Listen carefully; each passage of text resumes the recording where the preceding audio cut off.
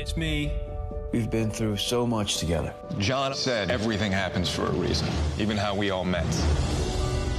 Weddings, babies, bathroom hookups. Should we go at it for old time's sake? And after a million little moments, You are not the best part of my life. You are my life. we still have one more together. I love you guys. Oh my hot damn. Oh my sweet baby Jesus, you fucking made it. I can't believe that the night has finally come, or that moment in general has finally come that I didn't think would ever come. Earlier tonight, we just got through with the Goldbergs and finished that up for what was the War Button installment of the 10th and final season. In a few minutes, we're going to be doing the final installment overall of Million Little Things. And in terms of season 5 alone, this is the Hermie Sadler / Ty Dillon installment, episode 13. Ever since day one, even with me skipping a few episodes, like, Catherine getting into that car accident and surviving, or Gary kicking the Peter shit in like Ricky Rudd because he was looking out for Sophie, but also at the same time was trying to make her sexual, oh my god, I'm going fucking la vida loca. To making her sexual assault about him, all that stuff I was skipping. The whole Layla Gregory's appearance in Sophie's Nightmare as a follow-up of that sexual assault episode with the Peter drama and shit. I've missed a few, but at the same time, I never gave up on this show at all. This show has been my biggest bread and butter since Livin' La Vida Lab Rats ended in almost in the same kind of manner in 2016. On February 3rd with the original, and October 22nd with Delete Force, except October 22nd was more brutal because it ended on a cliffhanger. We will never know what happens next. I guess basically means the bad guys won, and Douglas will probably end up fatally injured the rest of his life or something. But hopefully tonight is not like that, and DJ Nash decides to let Gary live. I mean, obviously, as we saw with their rap party on DJ Nash's live stream on the Million Little Things Instagram live stream on the AMLT Instagram page last night. Obviously, people like Romany Malco, Allison Miller, J-Rod, all those people know what happened, but obviously they can't tell us until us, the fans, see it. Like here on the East Coast first and then West Coast, which maybe that's part of why I don't use Twitter all that much anymore, because the fact that whether DJ Nash follows me or not, if I end up live tweeting and talking about the East Coast airing too much, he would fucking kill me. But seeing that live stream with him, Allison, James, and all those other people from the show that with those at the rap party, that was the first time I actually got to hear DJ talk. I mean, I probably heard him in one of the Million Little Stories podcasts where they were talking about Gary sticking up for Rome and We're the Howards, but that was like a long time ago in like the early stages of COVID in 2020. But this is the first time in almost 3 years I got to hear him speak. And let me tell you, he's a hell of a showrunner, a hell of a creator, a hell of a person overall, and I would love to meet him one day and, put on a Ricky Martin show for him, whether it's in English or Spanish or even Portuguese. And, before my other computer went bad on me, I had a couple Million Little Things fanfics written where he got to play a fun police officer by the name of Officer Todd. I got the whole idea of him naming Maggie after his late Aunt Maddie from him, where I named his character fun police officer character after NASCAR's Todd Bodine. I think it's the youngest of the three Bodine brothers to Brett and Jeffrey. So that's, the episode where he pulled over my best friend, Brindley Kurt, for speeding to the fair, trying to beat me and Sophie there, and then setting up a stage so I can sing Ricky Martin in front of everybody with the characters. I think we did If You Ever Saw Her. What was the other song we did? Lo Mejor de Mi Vida Eres Tú, aka Lo Mejor. And I think we did, and me and Sophie did a full-on English version of his hit, 91-92 hit El Amor de Mi Vida, written by Eddie Sierra. So We did an episode. So unfortunately, this episode and the one I'm about to tell, other one I'm about to tell you, never got to see the light of day because it's stuck on that computer forever, and that computer's long gone because it fucked up. We did a story about Who Wants to Be a Millionaire when the Jimmy Kimmel version was, bringing that show back to life, or somewhat close to the Regis Philbin version. Except we kept the new school elements, we kept the new school stage.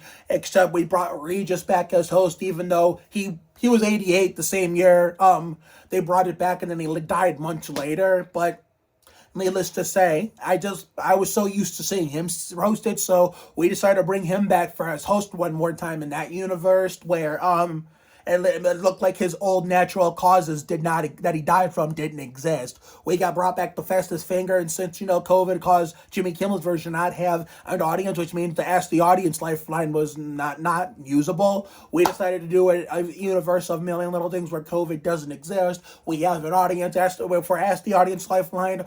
88-year-old Regis hosting in the fastest finger, where it was a best friend week, where me and one of my best friends who had lost her grandfather at the time, Kat Krevda, got to compete for $1 million for both of us individually. And let me tell you something. Whether I got to print that episode or not, or whether I'll see it again or not, I'm so glad I actually wrote that and finalized that before he just died. That way we can actually share one last moment with him, even if it was in fan fiction on paper, before he went to be with God. And let me tell you something. Some of this stuff I wish was real. There's 2 Million Little Thing fanfics over in my man cave where I do the Ricky Martin shows for you, where me and Sophie met at the skating rink, the same way I met this Ashley Reinhardt girl in real life after I was doing Livin, Vida, Loca on the full speed on skates.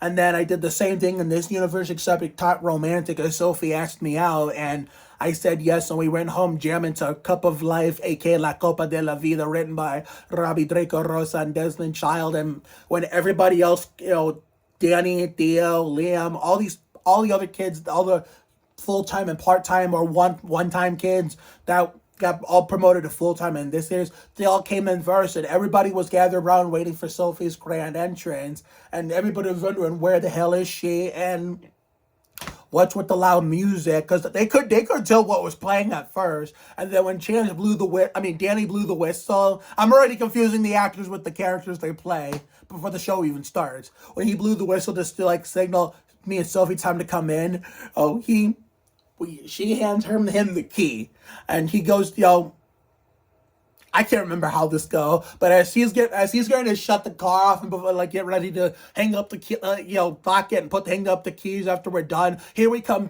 into the house, dancing up the storm, going, do you really want it? Do you really want it? Here we go. Ale, ale, ale. Everybody's looking, and Maggie was loving it, obviously, because Maggie loved everything. Regina, I can't remember how everybody else was reacting, but Delilah was clueless, wait a minute, who is this guy? And, Dakota, who got promoted to a full-time character in this universe, was loving it and knew what it was. Maggie kind of sort of knew what it was, but everybody else is clueless on either who I was or the music that was playing.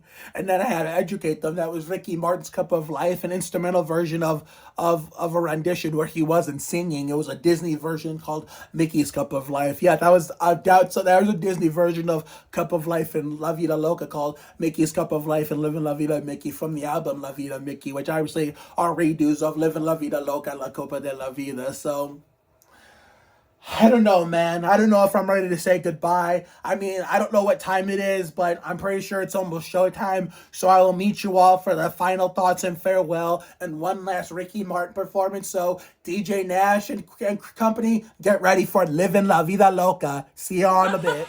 Uh-oh. Happy birthday! Happy birthday! Happy birthday, Mark!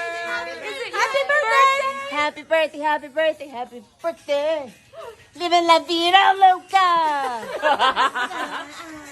Woo! Happy birthday. Let me tell you something. I'll never fucking forget that shit as long as I live. If they're gonna have an episode on my birthday and the only in the 5 years they ran where they never had an episode on my birthday, nor did I ever get a video from them on my birthday, I'm glad it was the final one where they had an episode on my birthday and I got a video from them. And I'll always be grateful for that, and I'll always be thankful that it even happened at all. I mean, better than, never happening, period. And I'll always cherish it and never forget it for the rest of my life, as long as I live. Now let's fucking enjoy this series finale, Hermie Sandler, Ty Dillon installment of season 5, the farewell season. Livin, la vida loca. Friendship is being able to have the hard conversations and being willing to listen. It's a million little things. Million little things.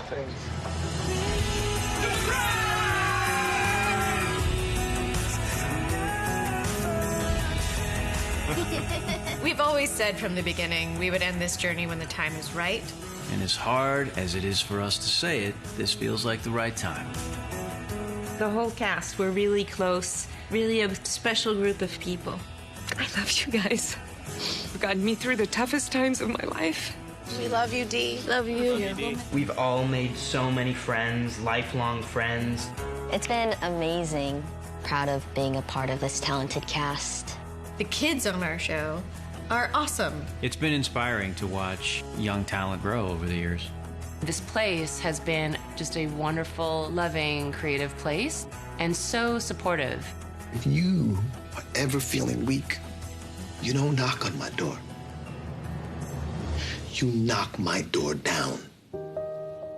Our show is really shining a light on the struggles that every person goes through. Sorry, what is he doing here? Men get breast cancer too. I have clinical depression. Taking those pills, that's me trying to fix me. I am never going to walk again, but my life is happier now than it has been in a long time. I thought, can I take on something this heavy, give this the justice that it deserves? And Steph Shostak sat down with me with scripts, and we've gone over stuff, and she's like a motherly figure. I'm gonna be right here with you until you find all the answers you're looking for. With you, I'll do it all over again. I've gotten messages that Danny was able to help someone embrace who they are. And that for me is the best part of it all. I just remember that, the first season you were giving me so much good advice. You know I will. You were just so supportive. I love you. I love you too. After everything that happened, I hope you are as proud of yourself as I am of you. Now go take your voice back.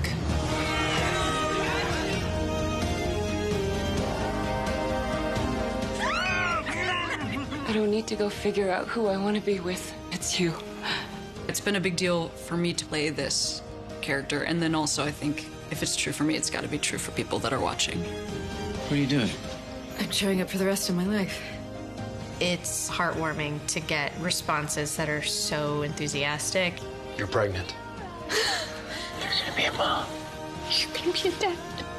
At the end of the day, we gotta remember what's most important, and that is that we love each other.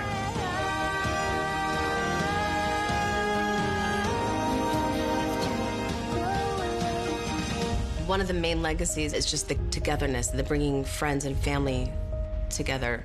And if we've done that, I don't know of a greater legacy. I can make you feel right. A Million Little Things, The Final Farewell, Wednesday, 10/9 Central on ABC and stream on Hulu. Wow. All I can say is that was the perfect ending to my favorite show since Livin' La Vida Lab Rats in 2016. I'm not saying it was the perfect ending since I had the La Vida Lab Rats ending, because we all know how that turned out on October 22nd of that year with the cliffhanger and shit. But this was in terms of my favorite show since 2016, this was my first ever bread and butter since Lab Rats in 2016. And let me tell you, this one had a much happier ending than Lab Rats did. It looked like it was going to be sad, a sad ending, but then we saw all the characters growing up and, starting their own future long after Rome got old, Eddie got old, Tyrell grew up, Javi grew up into a teen, Danny got older, Theo got older, of course, and, Maggie got older, and unfortunately, they actually did kill Gary off. I was hoping by some luck of the draw, the DJ would let him live, but I should have known that's the direction they were going in. And then, of course, you know, the part that actually had me start crying myself. For the first time I've cried over a show since La Vida Labrats in 2016, October 22nd of that year, when DJ Nash appeared out of nowhere. I was going crazy. Oh my God, I did not see that coming at all. And, you know, DJ Nash was right. I thought he was fibbing to us about how it's going to end on a positive note. And I'm like, with the way they were dealing with Gary at the end, it's like, this is not a fucking positive note. But DJ Nash would never lie to us. Of course, it ended on a positive note. Everybody grew up and started their own family. Sophie's pregnant, which is something that we'll never see in my fanfics, unfortunately, because I never got to come around to finishing that series. But I talked about the beginning. But man, James Day Rodriguez deserves every Emmy on the goddamn planet. I mean, he did a hell of a job playing Gary. I don't know if he's a Bruins fan in real life, but all I know is he's from San Antonio, as a Spurs fan in real life. They just make him wear Boston shit on the show. And let me tell you something. I really hope that DJ Nash can work around his schedule to set up a Zoom call with me so I can meet him in a way, so I can tell him how I started liking Ricky Martin since day one in 2018. That's all I kept talking about and interacting with the cast and crew on social media. And I know Chance Hurstfield said he doesn't do Instagram video calls. He doesn't really call anyone unless he has their number. I gave him mine. I don't know if he saved it, but Chance, if you're seeing this, I don't know if you saved my number ever since I gave it to you many years ago. But if you did, text me so I know it's you. I'm not going to give it to the rest of the world on YouTube in this video.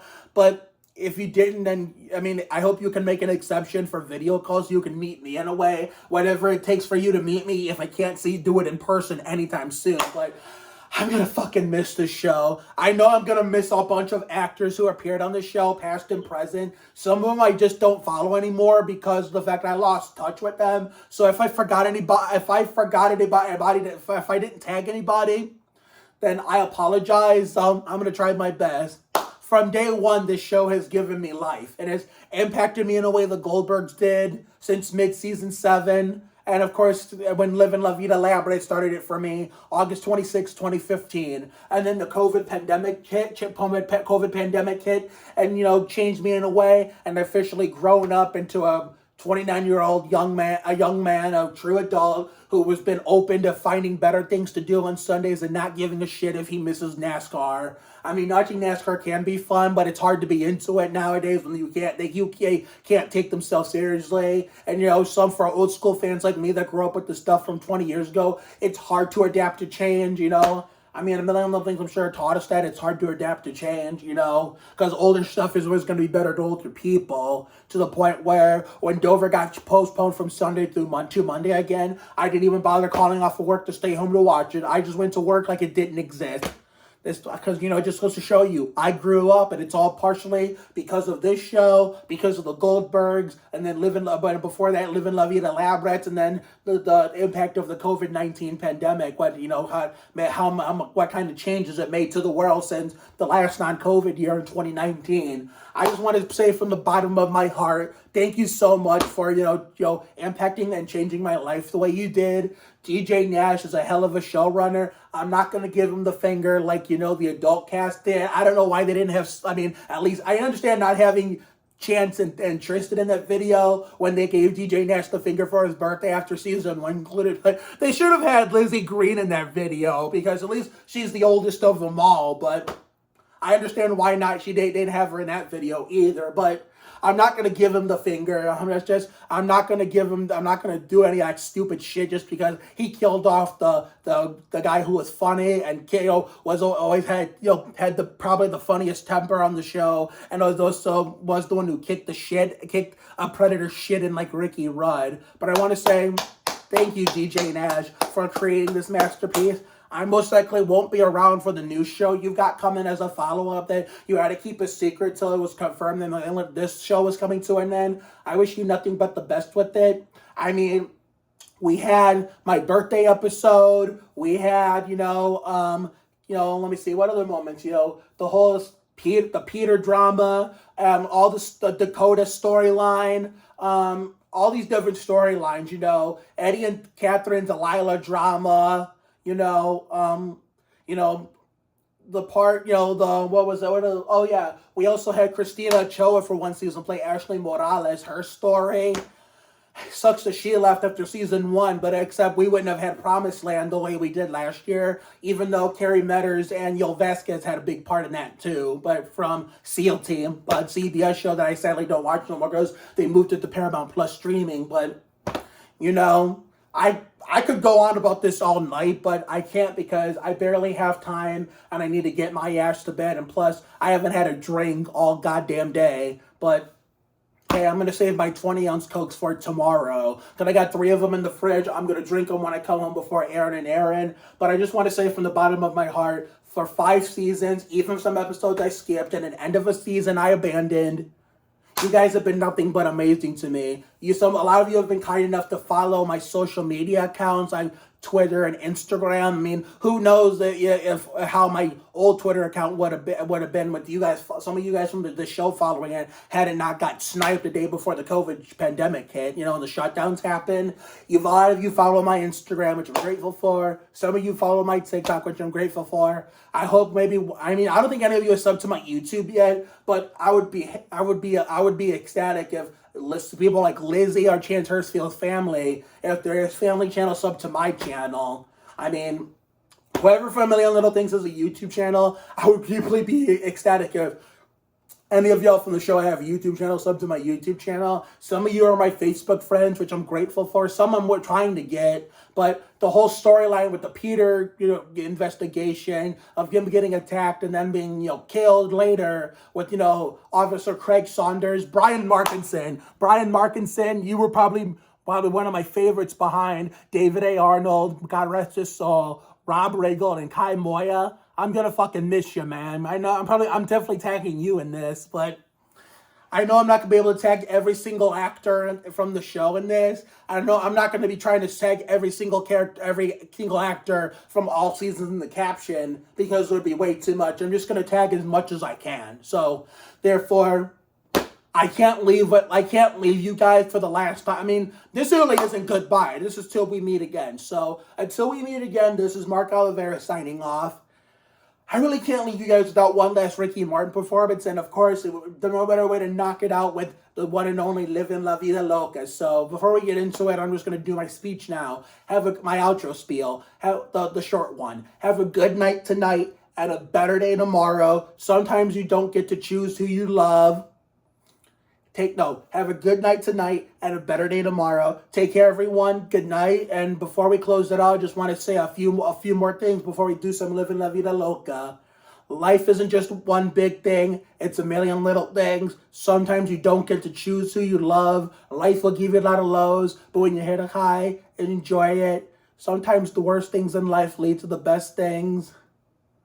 Trust your instincts. Show up for the rest of your life. These are some life lessons from the show that are amazing. My extended outro spiel. I mean, you gotta bounce, And again, man, I really don't know, man. I don't know if man, you guys, I'm gonna fucking miss this show. But let's just get this Ricky Martin performance with Ricky Martin's performance. Oh my God, I'm going fucking loco. Let's just get this fucking Ricky Martin performance over with before we go to bed and get ready for another kick-ass game of bowling tomorrow with more free code. All right, for DJ Nash and Company, for the last time, upside, inside out, livin' la vida loca.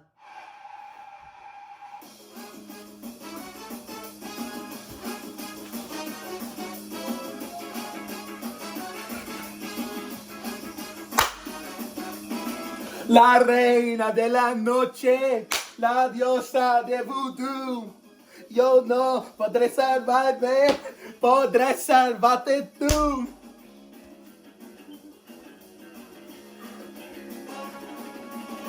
La tela de la araña, la uña de dragón, te lleva a los infiernos. Ella es tu adicción, te besa y te besura con tu baile de mención. Tú cierras los ojos y te dejas arrastrar. Tú te dejas arrastrar. Come on, ella quiere ser. She live la vida loca. Y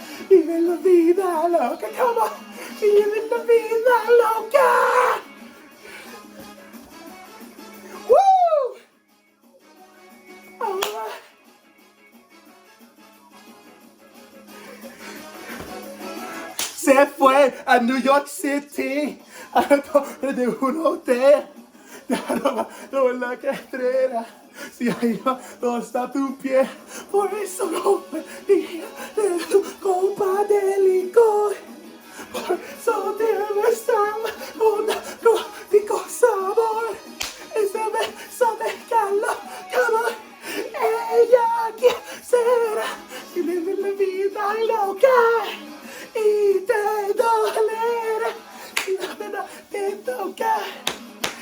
Ella es tu fina, vive la vida loca. Ella te herirá, vive la vida loca. Vive la vida loca. She live la vida loca.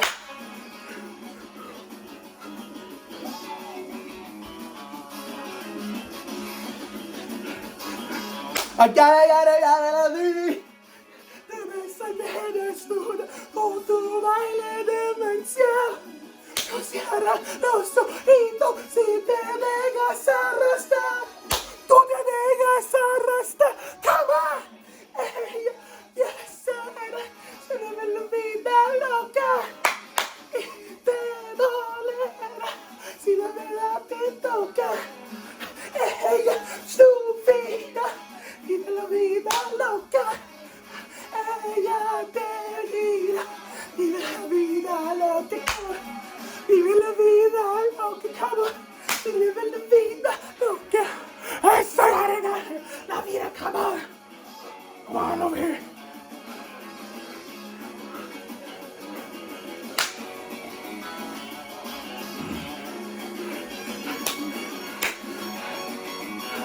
Come on.